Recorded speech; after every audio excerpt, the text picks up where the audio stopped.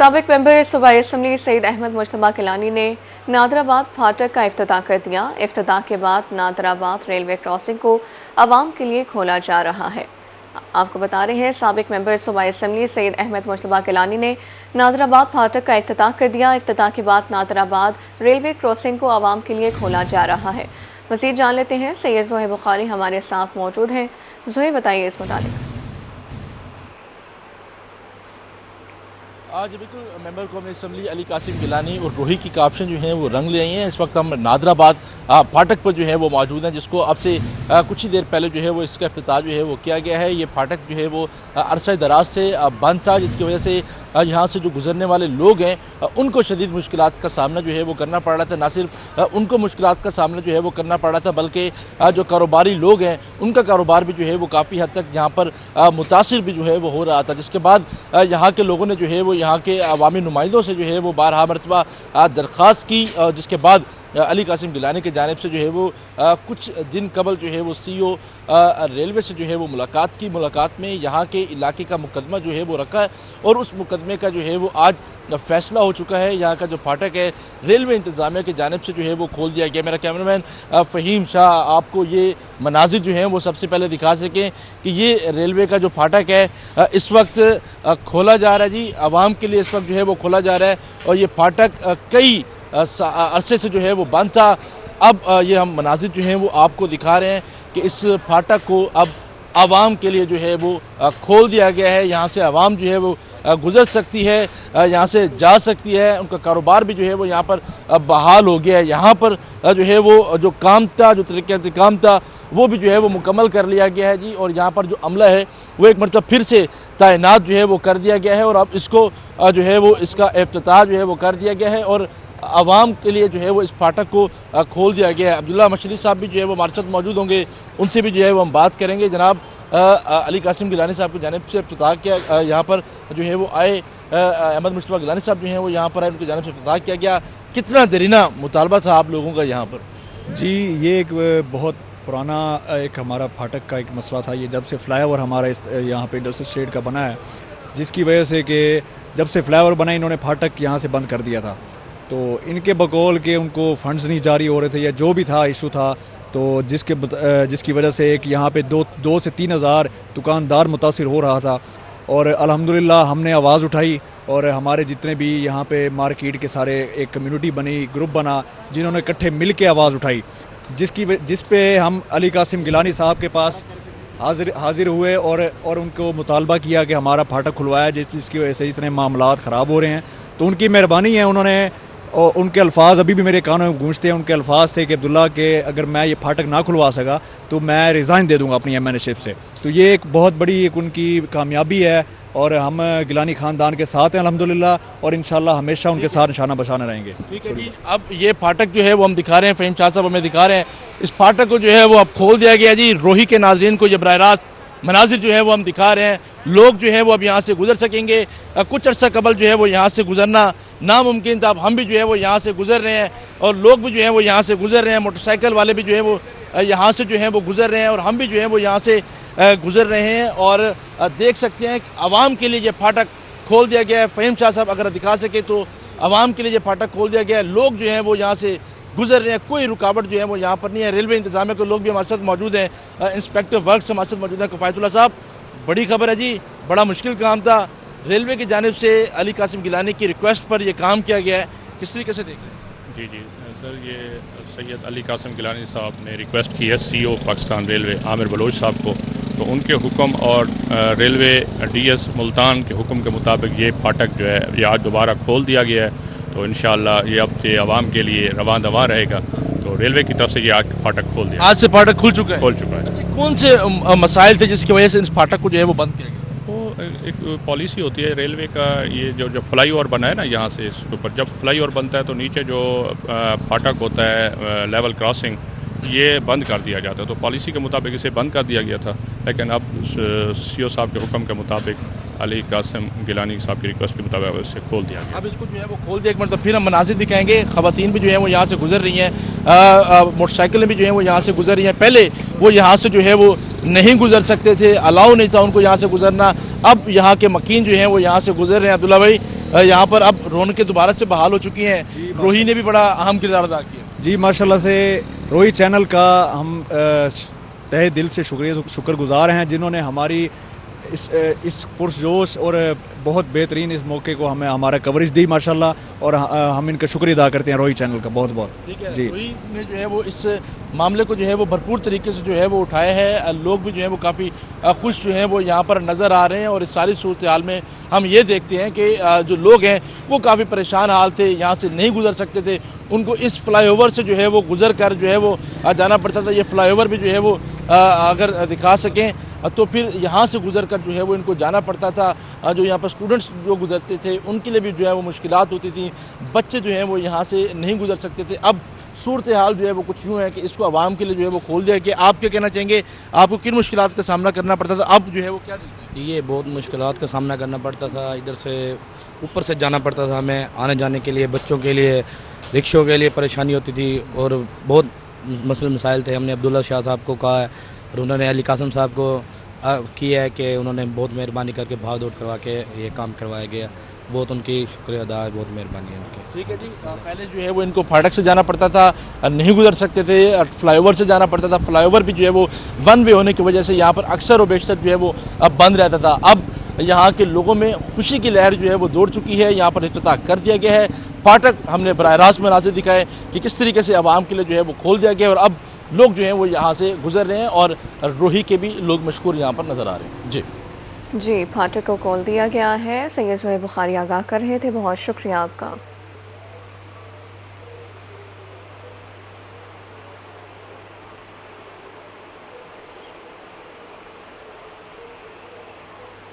Nadrabad railway crossing आवाम के लिए खोल दी गई। शहरियों का अली कासिम गिलानी और रोही का खुसूसी शुक्रिया। शहरी क्या कहते हैं, आइए आपको सुनवाते हैं। आज हम पाकिस्तान पीपल्स पार्टी के MNA सैयद अली कासिम गिलानी साहब के और ख़ास तौर पर रोही चैनल के बेहद मशकूर हैं, जिन्होंने इस दरीना मुतालबा, आवाम का दरीना मुतालबा को पूरा किया। आवाम इस वक्त बहुत मसाइल में उलझी हुई थी क्योंकि गरीब लोग हैं, वो इतना दूर सफ़र करके नहीं आ सकते थे और नाजायज़ ये फाटक बंद था। तो आज हम अली कासिम साहब के और रोही चैनल के बहुत मशकूर हैं, जिन्होंने इस मसले को उजागर किया और इस मसले को DG रेलवे के पास जाकर अली कासिम साहब ने हल करवाया, बड़े अच्छे आसान तरीके से हल करवाया। आज मैं सबसे पहले रोही चैनल का मशकूर हूँ, जिन्होंने इस मसले को उजागर किया। ये एक अवामी मसला था और ये मुबारक के मुस्तहिक है।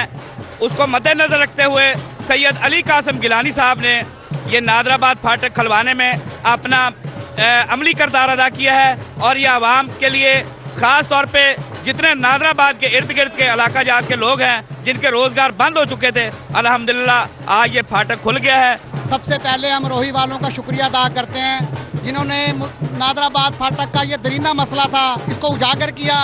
और उसके बाद सैयद अली कासिम गिलानी का शुक्रिया अदा करते हैं और DS रेलवे का शुक्रिया अदा करते हैं, CO रेलवे का, कि जिन्होंने उनकी बात पर अमल करते हुए नादराबाद फाटक का ये जो मसला था इसको हल किया।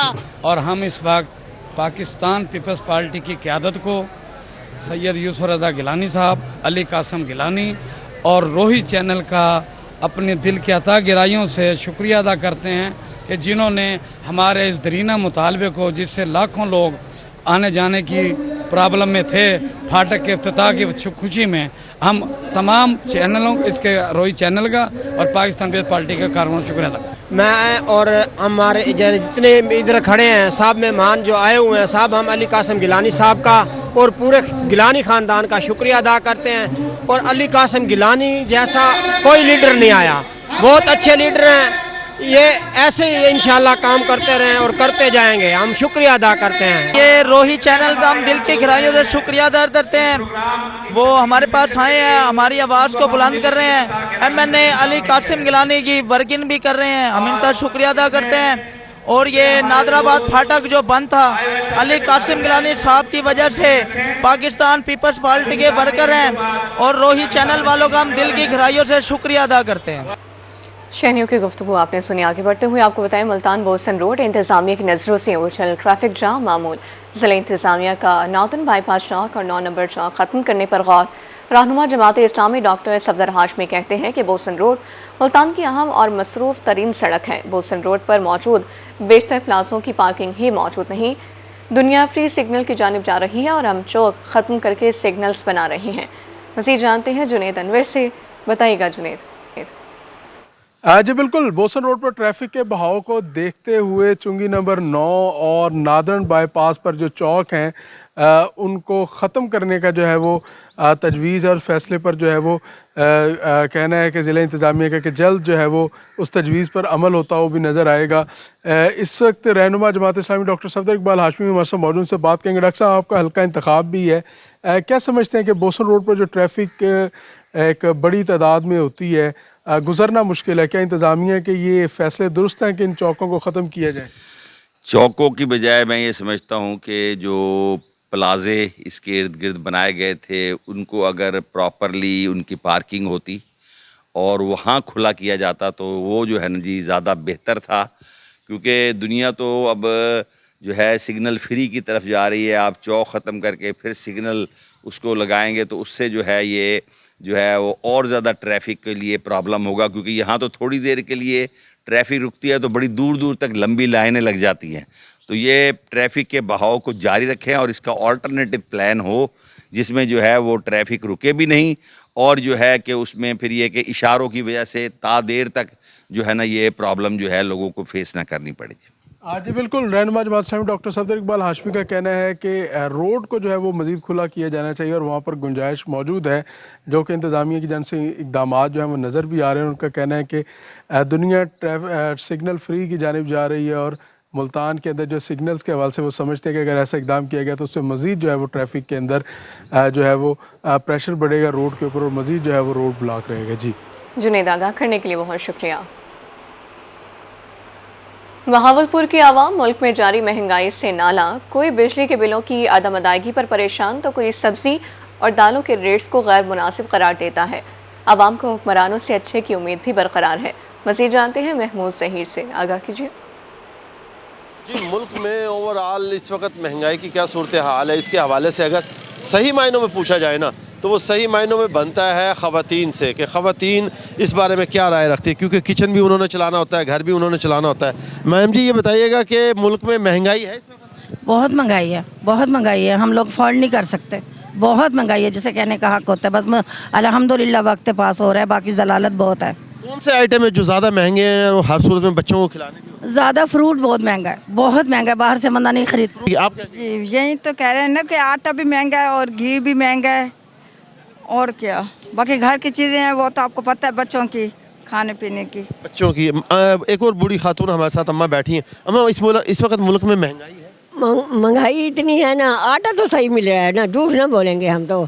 सिर्फ घी महंगा मिल रहा है, चीनी महंगी मिल रही है, खजूर महंगी मिल रही है, क्या क्या बताएं हम, महंगाई है बाजार पर। हुक्मरानों को ख्याल नहीं है अवाम? हुक्मरानों को है ख्याल, है तो जो फिर है तो आप लोग यानी कि कोशिश कर रहे हो? हम कोशिश कर रहे हैं, हमारे हुक्मरान बिल्कुल ठीक है, बिल्कुल ठीक है। लेकिन महंगाई ऐसा ऐसा कम हो जाएगी, दुआ है हमारी, ऐसा कम हो जाएगी, दुआ है हमारी। सर, आप बताइएगा ज़रा कि मुल्क में इस वक्त ओवरऑल, यहाँ की बात नहीं कर रहे, ओवरऑल महंगाई है? हाँ बिल्कुल है। कितनी हो, क्या क्या चीज़ है कि महंगी? गरीब आदमी की तो पहुँच से ही बाहर है।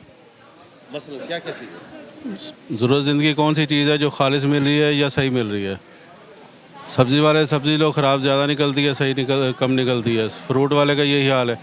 करियाने की चीज़ें हैं वो इंसान की पहुंच से बाहर होती जा रही हैं, महंगी भी हैं और मयार भी दुरुस्त नहीं है। शहरियों के शिकवे आप सुन रहे हैं। शहरियों का कहना है कि इस मुल्क में हम लोग सिर्फ उम्मीद रख सकते हैं, हुक्मरानों से अच्छी उम्मीद रखी हुई है, कोशिश की जा रही है हुक्मरानों की जानिब से, उसको भी अप्रिशिएट किया जा रहा है, लेकिन चारों तरफ से आवाज़ एक ही है कि महंगाई बहुत है, हम अच्छे की उम्मीद रख सकते हैं। अल्लाह करे कि जो एसेसरीज, जो नेसेसिटी वाली चीज़ें हैं, जो ज़रूरी अशिया है, वो सस्ती कर दी जाए तो कुछ असर। जी, महमूद आगाह करने के लिए शुक्रिया। भक्कर में चिकन की कीमतों में इजाफा, माह रमज़ान से कबल 500 रुपये फ़ी किलो मिलने वाला ब्रायलर मुर्गी का गोश्त 650 रुपये से 700 रुपये तक मिलने लगा। चिकन गरीब की पहुँच से दूर हो गया। मज़ीद जानेंगे असलम बलोच से। जी असलम। हाँ जी बिल्कुल, माह रमज़ान में मुर्गी की ब्रॉयलर मुर्गी की कीमतें आसमान को छूने लगी हैं। मुर्गी का गोश्त जो है वो 660 रुपये किलो तक जो है वो फ़रोख्त होने लगा है। माह रमज़ान से कबल 500 रुपये मिलने वाला गोश्त जो है वो अब 660 रुपये किलो तक पहुँच चुका है। ब्रॉयलर मुर्गी का गोश्त भी गरीब की पहुँच से दूर हो चुका है। मेरे साथ शहरी मौजूद हैं, उनसे जान लेते हैं। पहले माह रमज़ान तो 500 रुपये किलो आई ਤੇ ਮਾਹ ਰਮਜ਼ਾਨ ਦੇ ਵਿੱਚ ਹੁਣ 680 ਰੁਪਏ ਕਿਲੋ ਮਿਲਦਾ ਪਿਆ। ਇੱਥੇ ਗਰੀਬ ਆਵਾਮ ਦੀ ਪਹੁੰਚ ਤੋਂ ਬਹੁਤ दूर थी रहता मुर्गी का गोश्त। सर पीछे से माफिया है, कंट्रोल शेड वालों का माल होता है, वो अपनी मर्जी से रेट तय करते हैं। आगे दुकानदार परेशान है क्योंकि 660 रुपये गोश्त घर पड़ता है और इंतज़ामिया कहती है 600 रुपये बेचें। मुश्किलात हैं, जुर्माने हो रहे हैं क्योंकि फार्मर असल तो सप्लाई उधर से आती है ना जी, फार्म से, उन पर कंट्रोल किया जाए हुकूमत का।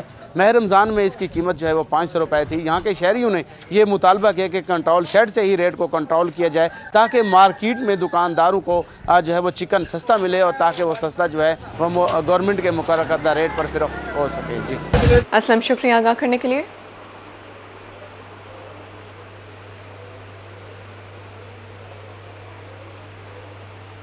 भक्कर में चिकन की कीमतों को पर लग गए। ब्रॉयलर मुर्गी का गोश्त गरीब की पहुंच से दूर। 500 रुपये फ़रोख्त होने वाला चिकन 650 रुपये तक पहुंच गया।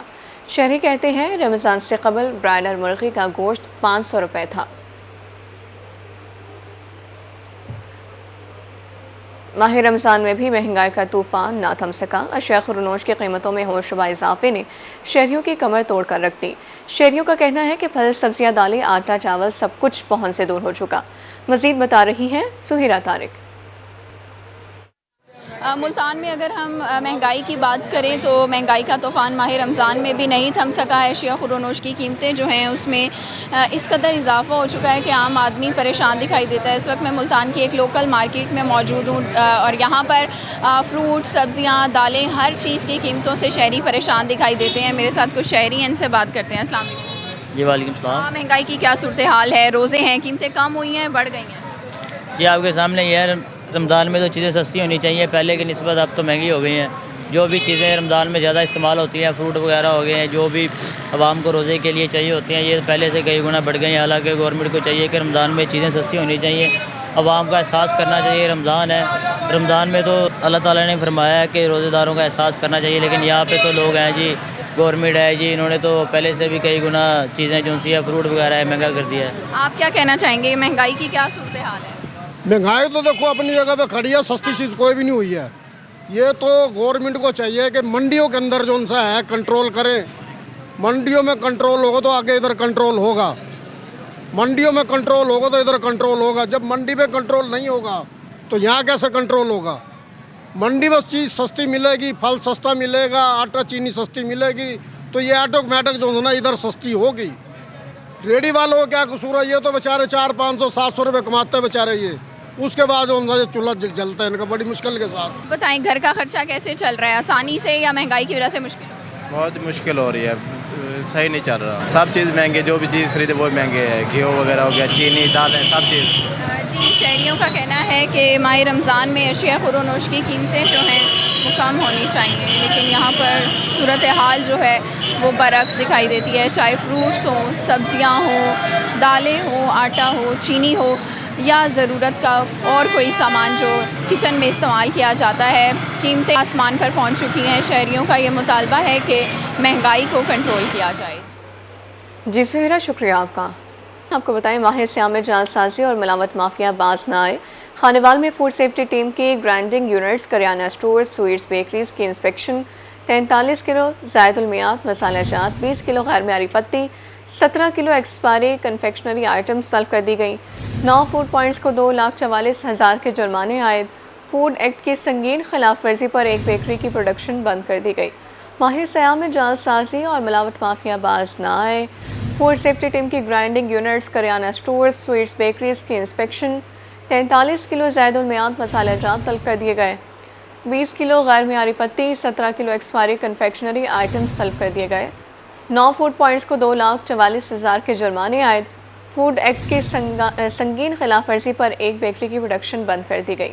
आपको बता रहे हैं खानेवाल में 43 किलो ज़ायदुल मियाद मसाले जात तलब कर दिए गए। 20 किलो गैर मियारी पत्ती, 17 किलो एक्सपायरी कन्फेक्शनरी आइटम्स तलब कर दी गई। तफसीलात जानने के लिए नदीम मुगल हमारे साथ मौजूद हैं। नदीम, बताइएगा इस कार्रवाई बारे। जी बिल्कुल, ये पंजाब फूड अथॉरिटी की खुसूसी टीमों ने मुख्तलिफ मकामात पर जो है कार्रवाई करते हुए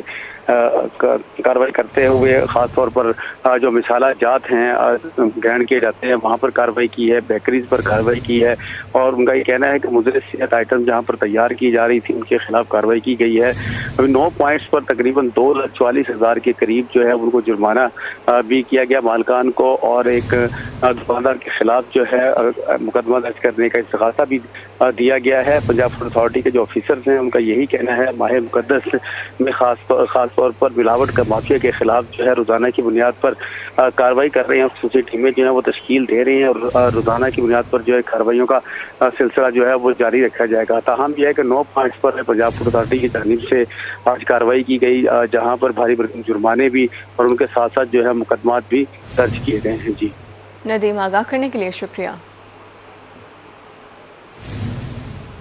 इस दाखिल में रमज़ान के बाद पैकेज पे ऑर्डर रकम की वसूली में मुश्किलात। शहरियों का कहना है कि कई दिन से चक्कर लगा रही हैं, रकम नहीं मिल रही।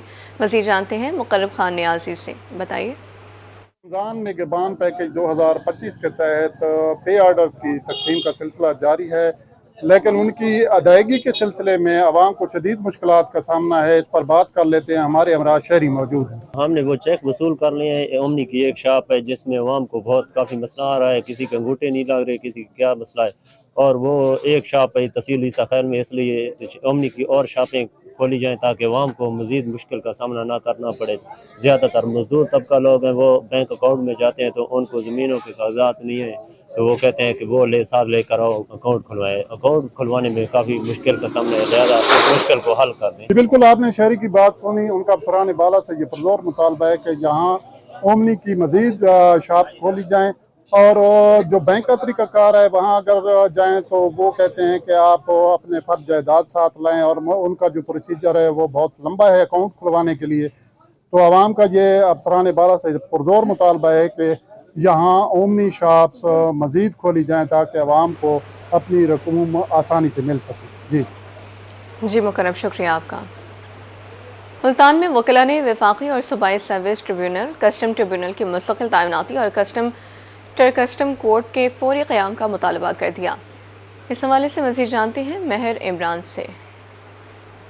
बिल्कुल बात करेंगे पंजाब सर्विस ट्रिब्यूनल, वफाकी सर्विस ट्रिब्यूनल और पंजाब मेंबर रेवेन्यू बोर्ड जो है मुल्तान में मुस्तकिल उनकी तैनाती ना होने की वजह से जनूबी पंजाब भर के जो साइलिन हैं उनको शदीद मुश्किलात का सामना है। दूर दराज से आने वाले जो साइलिन हैं हर 15 रोज़ बाद उनको यहाँ पे जो है वो एक ट्रिब्यूनल यहाँ पे बेंच लगाया जाता है और उसमें केसेस की सुनवाई होती है और उसमें दीगर जो मुश्किलात हैं, कोई एप्लीकेशन देनी है तो उस साइल को लाहौर जाना पड़ता है। इस तरह के बहुत से मामलात हैं और जो सैकड़ों केसेस हैं वो इस वक्त ज़ेर इल्तवा हैं। साथ हमारे इस वक्त सीनियर एडवोकेट हैं सैयद जुनैद मुमताज़ शाह साहब, बहुत शुक्रिया आपने टाइम दिया। क्या समझते हैं इन तीनों ट्रिब्यूनल का ना होना उससे कितनी मुश्किलात हैं और कौन से ट्रिब्यूनल बन चुके हुए हैं और किन ट्रिब्यूनल ने अभी बनना जो है वो बाकी है, इस वाले से क्या कहेंगे? बिस्मिल्लाहिर्रहमानिर्रहीम। जैसे कि आप जानते हैं कि हमेशा से तख्ते लाहौर ने जनूबी पंजाब के साथ एक सुतीली माँ जैसा सलूक किया है। जो कानून जो बनाए गए थे, जो यहाँ पे सेक्रेटेरिएट बनाया गया था वो भी वापस हो गया। जहाँ तक बात है वफाकी सर्विस ट्रिब्यूनल की और पंजाब सर्विस ट्रिब्यूनल की या मेंबर बोर्ड ऑफ रेवेन्यू, जहाँ पे 15 दिन के बाद वो आती हैं। हमने अगर स्टे लेना हो तो हमें लाहौर उसके लिए स्पेशल जाना पड़ता है, वहाँ देखना पड़ता है कि आया मेंबर वहाँ पे अवेलेबल है नहीं है, जहाँ पे ना उसकी दायरगी हो सकती है, तो शदीद मुश्किलात का सामना है। आपका सवाल था कि कौन से ट्रिब्यूनल यहाँ बन चुके हैं, तो उसके लिए मैं बताता चलूँ कि जो हमारा ATIR का ट्रिब्यूनल था, टैक्स ट्रिब्यूनल, वो हमारे जो साबिक प्रेसिडेंट थे मुल्तान टैक्स बार के खादिम हुसैन मेतला साहब, उनकी काबिज़ से यहाँ बन चुका। यहाँ पे कस्टम ट्रिब्यूनल के लिए हम आवाज़ बुलंद करते रहे हैं, कस्टम कोर्ट के लिए हम आवाज़ बुलंद करते रहे हैं। ये तमाम जब तक इदारे और जो तमाम जो कोर्ट्स हैं ये यहाँ पे नहीं बनेंगी तो आवाम को बड़ी मुश्किलात हैं। बिल्कुल, आवाम को बड़ी जो मुश्किलात है और मुतालबा किया जा रहा है, ना सिर्फ service tribunal, member Punjab board, इसके साथ ही पंजाब बोर्ड के ट्रिब्यूनल के साथ ही कस्टम कोर्ट और कस्टम ट्रिब्यूनल का जो बनना बहुत ज़रूरी है, ताकि जो लोग यहाँ से फैसलाबाद, लाहौर जिनको सफ़र करना पड़ता है, उनकी मुश्किलात का इजाला हो सके। जी इमरान, आगाह करने के लिए शुक्रिया। मुल्तान में एंटी करप्शन हुकाम की करप्शन करने वाले मुलाजमीन के खिलाफ कार्रवाइयाँ। गुज़श्ता 2 माह की कारकर्दगी रिपोर्ट रोही ने हासिल कर ली। रीजनल डायरेक्टर बिशारत नबी का कहना है गुज़श्ता 2 माह के दौरान करप्शन करने वाले मुलाजमीन के खिलाफ 9 रेड किए गए। रेड के दौरान 3 इश्तिहारी मुलाजमीन समेत 28 मुल्ज़िमान को गिरफ्तार किया गया। तफसीलात जानेंगे अहमद खान से। जी बिल्कुल, मुल्तान में एंटी करप्शन हुकाम के हवाले से बात करें तो मुल्तान में करप्शन करने वालों की जो है वो मुआशरे में कोई जगह नहीं है। एंटी करप्शन हुकाम की जानिब से जो है वो कार्रवाइयाँ की जा रही हैं। इसी हवाले से अगर हम बात करें गुज़श्ता 2 माह के हवाले से, तो मुल्तान में एंटी करप्शन हुकाम की जानिब से गुज़श्ता 2 माह के दौरान 9 रेड जो हैं वो किए गए हैं। मज़ीद इस हवाले से जो है वो हमारे साथ बात करने के लिए रीजनल डायरेक्टर एंटी करप्शन बिशारत नबी साहब मौजूद हैं, इनसे बात करते हैं। सर, क्या कहना चाहेंगे, गुज़श्ता 2 माह के दौरान जो है वो कितने रेड किए गए हैं, कितनी रिकवरी की गई है, कितने इश्तिहारी गिरफ्तार हुए हैं, इस हवाले से क्या कहेंगे? बिस्मिल्लाहिर्रहमानिर्रहीम। पिछले 2 महीने के दौरान हमने 9 रेड किए हैं और उस डायरेक्ट रेड्स में, जिसमें जुडिशल मजिस्ट्रेट साहबान हमारे साथ होते हैं, 2.5 लाख के करीब हमने जो है रेड्स की रिकवरी की हैं, 9 रेड्स की। इस तरह जो हमने दूसरी रिकवरीज़ की हैं वो तकरीबन 1.5 करोड़ के करीब हैं, जो गवर्नमेंट एक्सचेकर में हमने जमा करवाई हैं।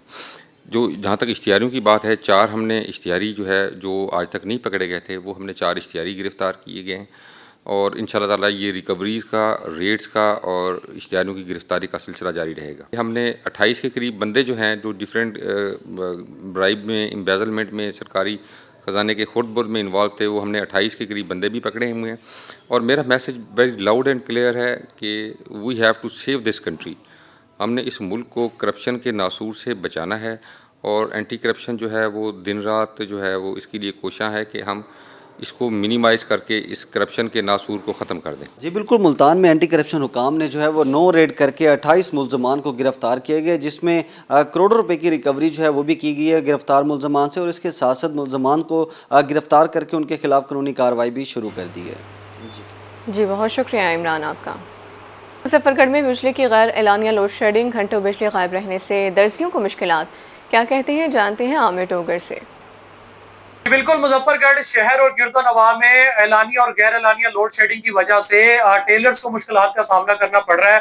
एक तरफ तो बढ़ती हुई महंगाई की वजह से शहरी परेशान है, दूसरी जानिब अब दर्जी भी परेशान है। दर्जियों का ये कहना है कि जनरेटर इस्तेमाल करने पर मजबूर है। सिटी फीडर और यादगार फीडर पर एलानिया और गैर एलानिया लोड शेडिंग की जा रही है। टेलर्स इस वक्त हमारे साथ मौजूद है, क्या सूरत हाल है जी? हाँ जी, लोड शेडिंग बहुत ज्यादा हो रही है और दूसरा शरा तो शुरू हो गया, लेकिन हमने काम तो पकड़ लिया, लेकिन आजकल लाइट की वजह से बहुत तंगी हो रही है, इसलिए हमने जनरेटर वगैरह इस्तेमाल कर रहे हैं, लेकिन जनरेटर का पेट्रोल वगैरह तो बहुत ज्यादा महंगा है, इसलिए हमें बहुत तंगी हो रही है। अच्छा, कितना सिलाई ली जा रही है मर्दाना सूट की? सिलाई नॉर्मल चल रही है 1000 रुपए और डबल सिलाई चल रही है 1200 रुपए, लेकिन वो भी कस्टमर बहुत तंगी करके देता है। कस्टमर जो है वो मुश्किलात का शिकार है। मुख्तलिफ रेट जो है वो चल रहे हैं। कैमरा मैन अगर आपको दुकान पर दिखाएं तो इस वक्त जो है वो टेलर्स परेशान बैठे हैं, क्योंकि मुजफ्फरगढ़ शहर में एलानिया और गैर एलानिया लोड शेडिंग की वजह से उनका कारोबार जो है वो मुतासिर हो रहा है और यही मुतालबा करते दिखाई दे रहे हैं कि कम अज कम ईद का सीजन है,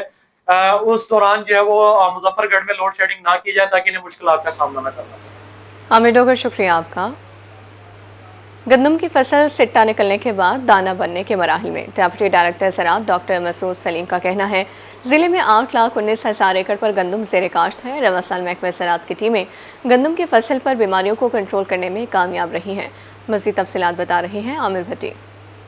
जी बिल्कुल, रहीम यार खान में गंदम जो है वो एक अहम तरीन फसल है और इस वक्त गंदम की जो फसल है वो सिट्टा निकलने के बाद दाना भरने के अहम तरीन मरले में पहुंच चुकी है। Deputy director agriculture doctor Masood Saleem हमारे से मौजूद हैं, उनसे जानते हैं। गंदम जो हमारा डिस्ट्रिक्ट है इसमें 8,19,000 एकड़ पर गंदम की फसल काश्त हुई थी इस साल, और इस वक्त जो सूरत हाल है वो गंदम का जो है ना सिट्टा बन चुका हुआ है और उसमें अब दाना जो है वो भराई के मरले में है। तो ये वो मरला है जिस पे हमें जिसे हम कहते हैं कि गंदम के 3 पानी अहम है, तो वो तीसरा पानी जो अहम है वो ये टाइम है इसका, कि इस टाइम अगर पानी हमारी फसल को लग जाएगा तो उससे दाना जो है बेहतर अंदाज में बनेगा। और इस ज़िम्मेदारों को यही रिक्वेस्ट है कि वो कोशिश करके अपनी फसल को टाइमली जो है वो पानी लगाएं और इसके साथ साथ अगर उनके पास अवेलेबिलिटी हो तो इस दाने की भराई को बेहतर करने के लिए पोटाश का अगर स्प्रे करेंगे उससे भी बेहतर रिज़ल्ट जो हैं हमें मिल सकते हैं। और ज़िम्मेदारों से रिक्वेस्ट यही है कि मौसम को मद्देनज़र रखते हुए पानी का लगाना भी मौसम की सूरत हाल को मद्देनज़र रखते हुए करें कि अगर कोई बारिश के चांसेस हो तो फिर उसको 2-3-4 दिन आगे पीछे करके लगाएं ताकि इससे नुकसान भी ना हो। सर फसल की कटाई कब तक मुमकिन है और रवां साल कैसी फसल होगी? फसल की कटाई जो है वो अप्रैल के जो है वो पहले हफ्ते के बाद जो है वो शुरू हो जाएगी और जो एक्सपेक्टेशंस हैं इस साल की वो 38 मन एवरेज की हम लोगों की एक्सपेक्टेशन है। 37.9 मन का हमारा टारगेट था और हमें उम्मीद है कि हम 38 मन फ़ी एकड़ की पैदावार लेने में कामयाब हो जाएंगे। जो मशवरा और हिदायत है वो भी दी गई है और इस साल जो है वो गंदम की। आमिर भट्टी, आगाह करने के लिए शुक्रिया।